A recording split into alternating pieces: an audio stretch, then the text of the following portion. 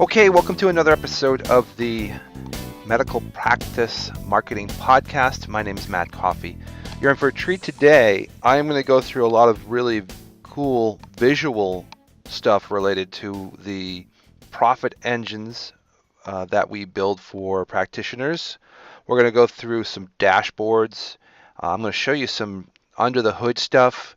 This is the type of material that if you're able to watch this, you probably get a better idea. So if you're watching this on the podcast or in YouTube, that's great. If not, I'll do as best I can to visually describe this if you're just listening to this. But really what's cool, and I say this because of the factor that there is some very good dashboarding that I'm going to go through that describes what most practitioners really want to understand. And I was on a recent podcast with another medical marketing group, and they really were interested, I believe, from my discussion with them about getting the most out of your marketing dollars. And I think that's really what ends up being the big question in a lot of the practitioners we work with, especially ones that are interested in making a change for the better. I mean, really, we're taking someone from a current position and moving them through the phase of understanding and getting educated to become aware that there are better ways to do marketing today. And it's something that needs to be explained, but marketing is esoterical a lot, and there's a lot of discussion around how do we present and help practitioners find the light in their practice where literally the light switch goes on and goes, oh, I didn't know X, Y, and Z. And I think that's because in general practitioners who really are gone through educational processes to deliver great services and have great bedside manner and really have a wonderful patient experience, have never really seen the underneath of a true marketing campaign. So I'm going to go through a lot of that today.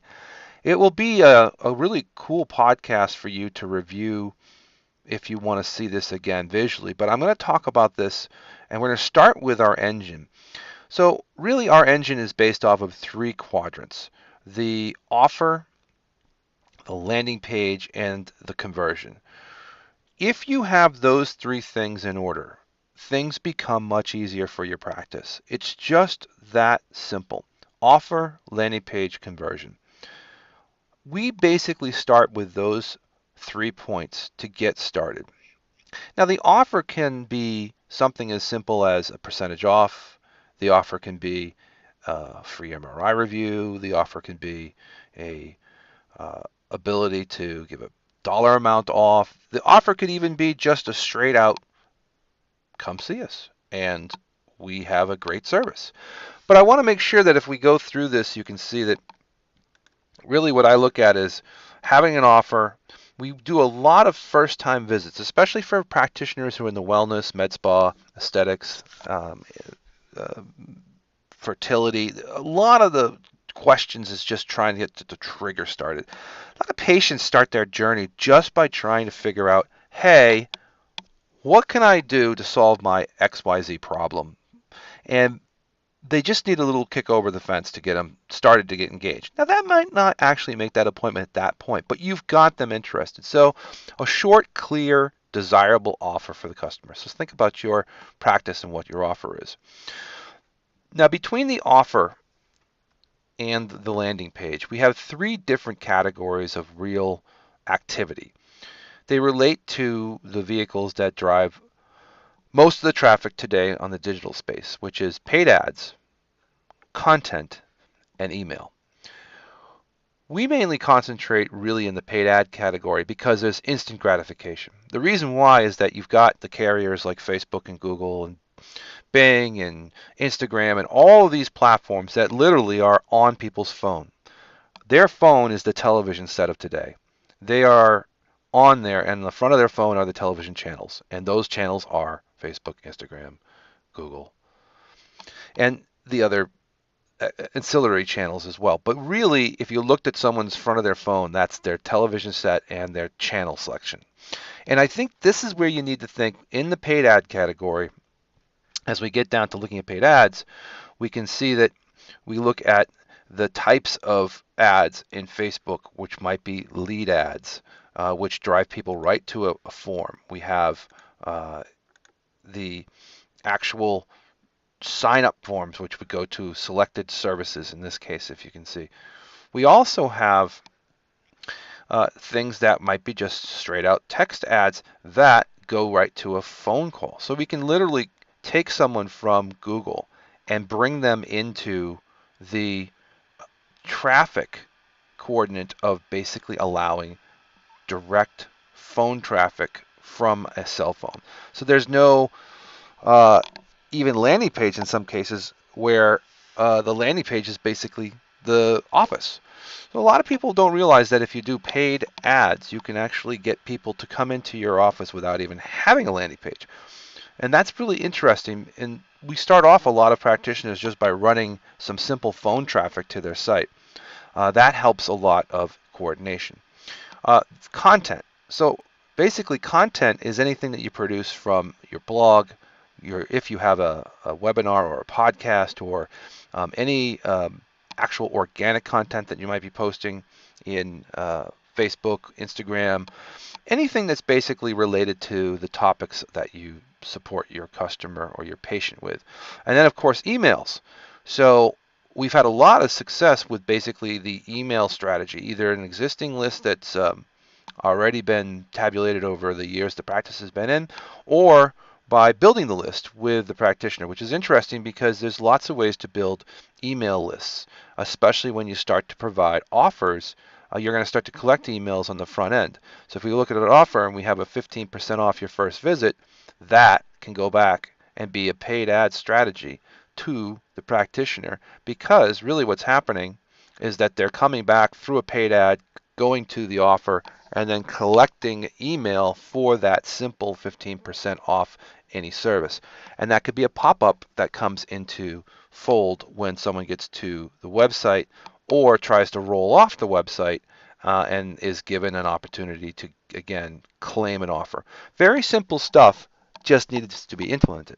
Now, as I mentioned, the big thing after the offer and then the vehicle conduits for the traffic, meaning email, paid ads, or content, is landing pages.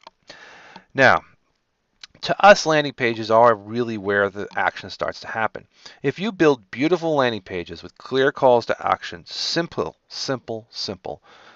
phone-based. Remember, 70% of your decisions now are starting on someone's mobile device, whether it's a tablet, a small device such as a phone. Even think about it, how quickly things are moving into voice. And those things are going to happen very quickly, where we're going to have to think through with practitioners your entire strategy around the categories that are starting to come into the fold. Now, right now, 90% of the traffic that we see is being converted from these beautiful landing pages. And what ends up happening is that there's an offer. In this case, you can see a $200 offer. That's roughly about a 30% discount for that particular case, which is Botox. You see claiming an offer for 20%. Again, these all have what we call some cadence with the individual practitioner's patient base. That doesn't mean that this is necessarily always the case when you have a landing page that's a discount. Again, it could be as simple as a free MRI check or a ability for a free consultation or something that really gets the patient to take action.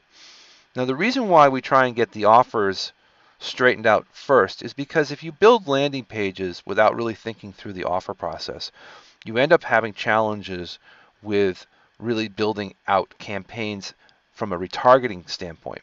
And that's really the next basis. When people hit the landing page, they may or may not take the offer. But if you think about this, if your offer is strong enough, someone might say, okay, well, that was good, and it makes sense, and the page seems straightforward. I'm just not ready yet. I'm thinking about it. They click the back button, and they're gone. But now they've touched your site. They've come through the offer. They've come through a conduit of ad strategy or content or email in the first place. Now you've got them in the retargeting bin. So what that means is once they're on your site, you can hit their browser up with a pixel, or in Google world, it's called a cookie. And those browser-based retargeting structures now return people back to the ad as they go back into their channel. So if they go back into Facebook, they'll start to see your ads again that are generated from being at your page. Same thing with Google. The retargeting starts, and the banner ads can start retargeting you as you travel through the web because of the fact that Google and Facebook are built on platforms where they do behavioral tactics, meaning that they look at your behavior over time and then they feed you what you are more likely to purchase or decide to click on, because that's how they get paid. They get paid from people clicking on things to get ad revenue spent. So the better that you build your retargeting strategy and the better that you start to think through your offer and strong landing pages that are really good and complete and make someone feel comfortable, again, whether or not they decide to purchase or they decide to take a service or sign up for an appointment at that point, it's not inconsequential compared to making sure that they're being retargeted and they're in your system. And that's why this is an engine.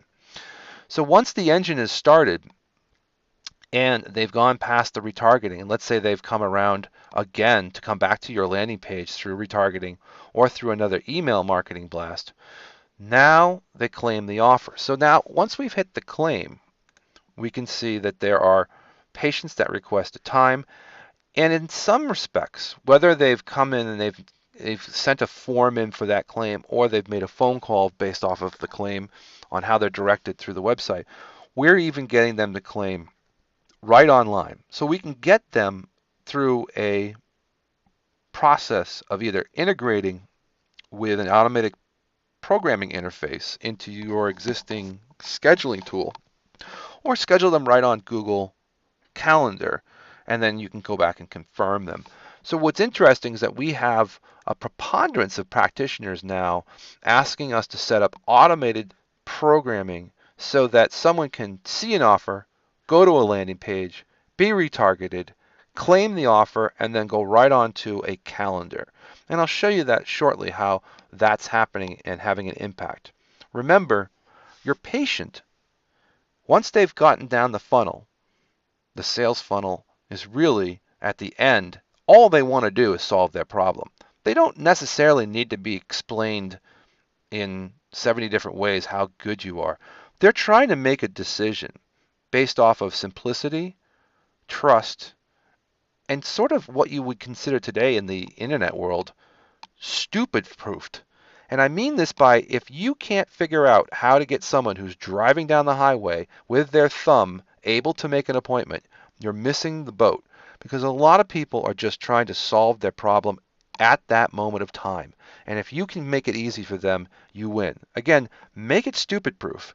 And that's the whole point we try and bring to our practitioners, is to think about this model, the Profit Engines model, as building a simple engine that creates simple actions to drive behaviors to get people to book onto your calendar.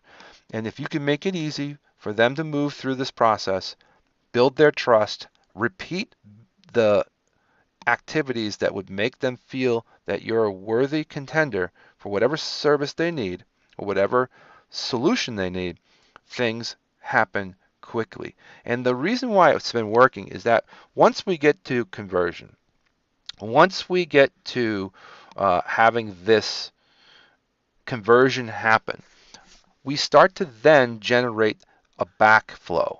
And the backflow is, okay, great. We've got someone who now is on the calendar, they're going through. Now we're going to be sending them out an advocacy strategy where we're going to be sending them post-appointment and post-activity a experience strategy, right? So now you can see in this particular case, this practitioner's got 150 reviews 5 stars. So how do we do that? Well, again, this all goes through automation and repeating.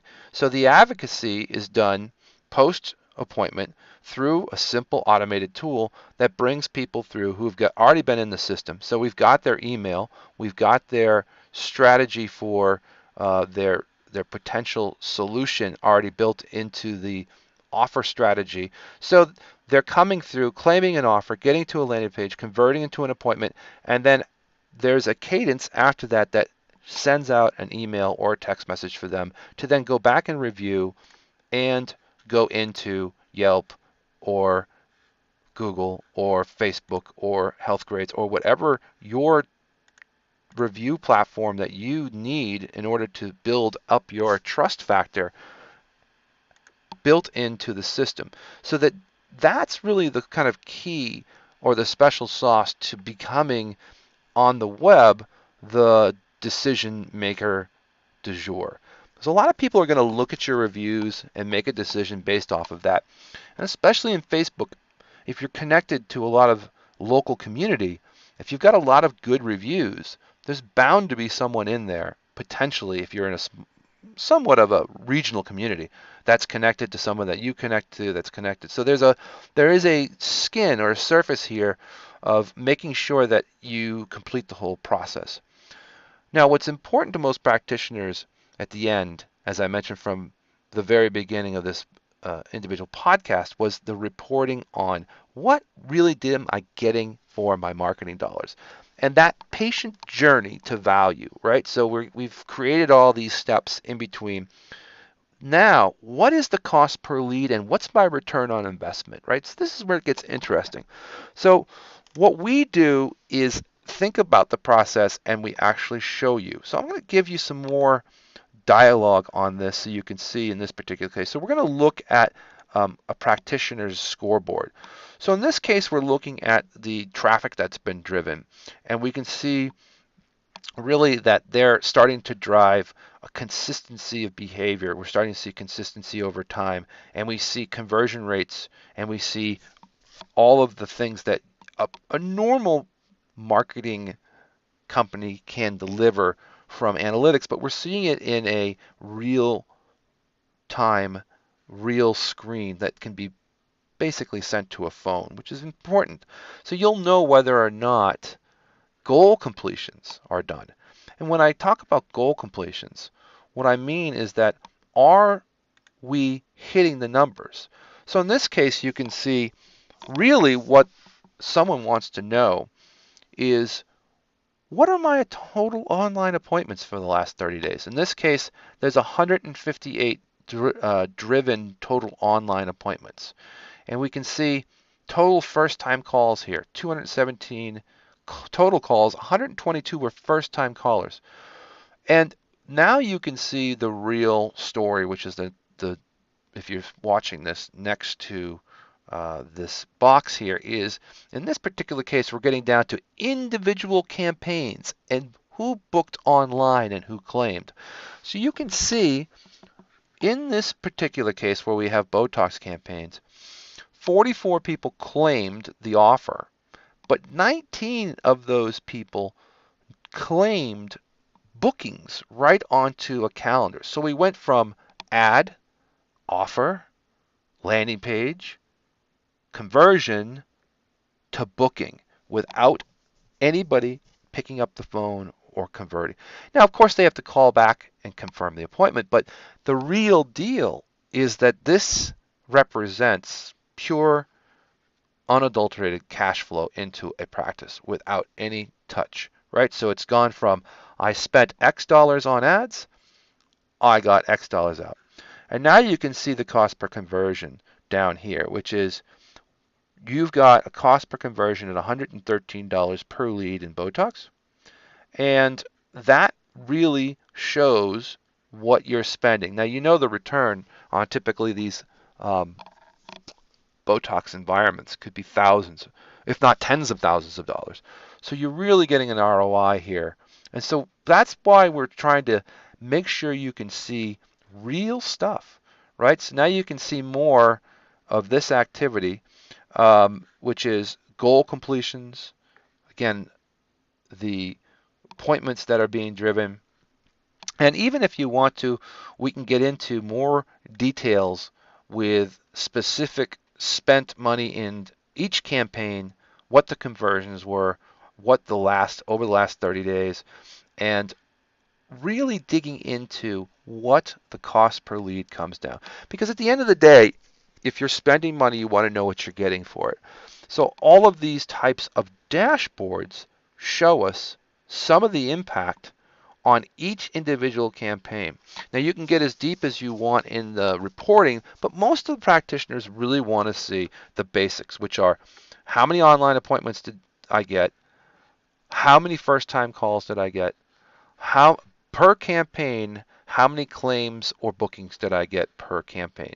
And those can be set up really with any types of different frameworks. But what's cool, it's real time and it goes right on your phone as an application.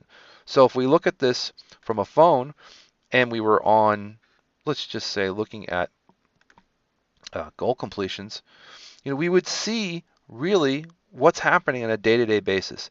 And that heartbeat to ability to see this stuff in real time really becomes more valuable because you know whether or not you're heading in the right direction, wrong direction, or if you need to change things up, or you're really not happy with cost per leads, you can start to adjust campaigns or stop campaigns because maybe they're just not effective. All right, the last thing I want to just show you from a visual standpoint, which I think is important, is looking at call traffic and understanding where calls are coming from.